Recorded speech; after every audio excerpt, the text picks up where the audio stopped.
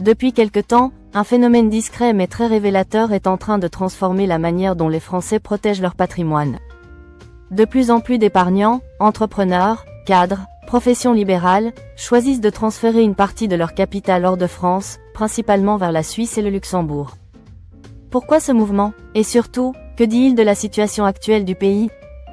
Tout commence en juin 2024, lors de la dissolution surprise de l'Assemblée nationale. Pour les gestionnaires de patrimoine, cet événement marque un tournant.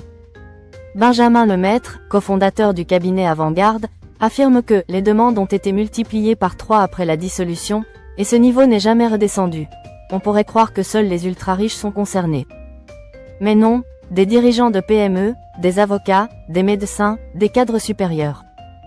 Tous cherchent la même chose, mettre leur argent à l'abri dans un contexte jugé trop incertain. 3 raisons principales expliquent cette fuite silencieuse. Première raison, l'instabilité politique.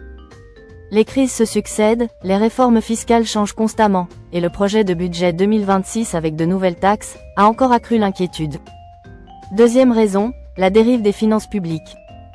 Avec un déficit chronique et une dette qui bat des records, certains craignent que l'État ne finisse par puiser davantage dans l'épargne privée, comme cela a été fait dans le passé avec des contributions exceptionnelles. Troisième raison, la pression fiscale. Impôt sur le revenu, IFI, prélèvements sociaux, droits de succession, beaucoup ont le sentiment qu'ils perdent progressivement le contrôle de leur patrimoine. Dans ce contexte, optimiser devient indispensable. Si les capitaux quittent la France, ils ne vont pas n'importe où. La Suisse, c'est la stabilité absolue, une neutralité politique historique, un franc suisse considéré comme une valeur refuge, un système bancaire solide et très performant. Le Luxembourg, de son côté, combine un cadre fiscal attractif, un environnement réglementaire moderne, et l'avantage de rester dans l'Union européenne. Ces 2 pays proposent des outils très prisés, assurance vie luxembourgeoise, compte de gestion discrétionnaire, ou encore structure de holding. Des solutions légales, encadrées, et beaucoup plus flexibles que leurs équivalents français. Les autorités luxembourgeoises le constatent, les encours issus de clients français augmentent fortement, surtout dans l'assurance vie haut de gamme. En Suisse, les banques privées de Genève et Zurich signalent une hausse notable des ouvertures de comptes par des résidents français. Ce n'est plus une impression, c'est une dynamique réelle et croissante.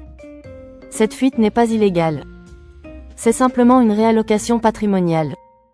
Mais elle en dit long sur l'état du pays, une perte de confiance qui pourrait coûter cher. Moins de capitaux, c'est moins de financement pour l'économie, moins d'investissements, et une attractivité affaiblie pour les talents comme pour les entrepreneurs. Si rien ne change, stabilité politique, discipline budgétaire, fiscalité plus lisible, ce qui est aujourd'hui discret pourrait devenir massif. Si cette vidéo vous a plu et que vous souhaitez mieux comprendre les enjeux patrimoniaux et économiques qui transforment la France, abonnez-vous à la chaîne, activez la cloche, et laissez un commentaire.